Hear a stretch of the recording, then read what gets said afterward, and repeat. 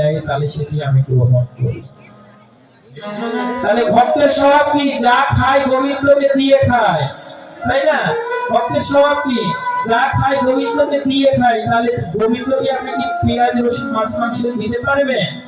দিতে পারবেন না। তাহলে সাত্বিক আহারই আপনাকে ঠাকুরকে ভোগ দিতে হবে। তাহলে ভক্ত যারা তারা সাত্বিক আহারই হবে। ওমা শাস্ত্রে কি রয়েছে জানেন? আমরা এই যে মসুর ডাল খাই না, মসুর ডাল যারা খান, মসুর ডাল যারা খায়, আপনারা কি জানেন মসুর ডাল কোথায় থেকে তৈরি হয়েছে? আমাদের পূর্ব যুগে গোমেদ যজ্ঞ হতো। কথাটা ভালো করে শুনবেন। পূর্ব যুগে গোমেদ যজ্ঞ হতো, অর্থাৎ গরুর মাংস দ্বারা যজ্ঞ করা হতো। আমাদের সনাতন ধর্মে গরুর মাংস দ্বারা যজ্ঞ করা হতো। এখন প্রশ্ন করেন, বাবা সনাতন ধর্মে কি গরু হত্যা করা? হ্যাঁ হতো। পূর্বে গরু হত্যা করা হতো। কোন গরু জানেন? বৃদ্ধ গরু, যাদের চলৎ শক্তি নাই, সেগুলো গরুকে হত্যা করে যজ্ঞে আহুতি দেওয়া হতো।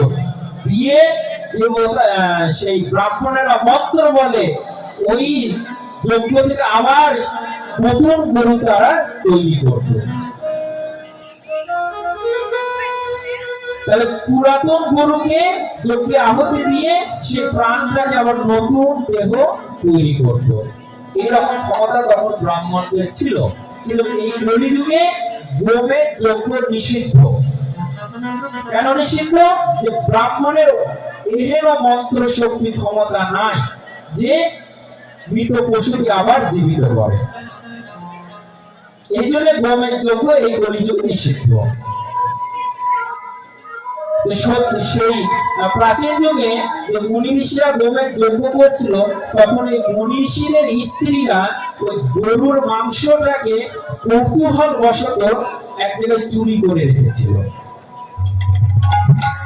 এক জায়গায় চুরি করে রেখেছিল। তখন এই যজ্ঞে আহুতি দেওয়ার পর ওই মাংস খণ্ডটা অপূর্ণ থেকে যায়। যে গরুটা তৈরি হয়েছিল এই এক জায়গায় মাংসটা অপূর্ণ ছিল। এখন মুনি ঋষিরা চিন্তা করছে যে এই অপূর্ণ জায়গায় মাংসটা কোথায় গেল। তখন স্ত্রীগণ চিন্তা করলো, যদি জানাই হয়ে যায় তো আমাদের তো সর্বনাশ হয়ে যাবে। তখন তারা বললো কি, ওই গরুর মাংস মাটির ভিতরে তারা পুঁতে রাখলো।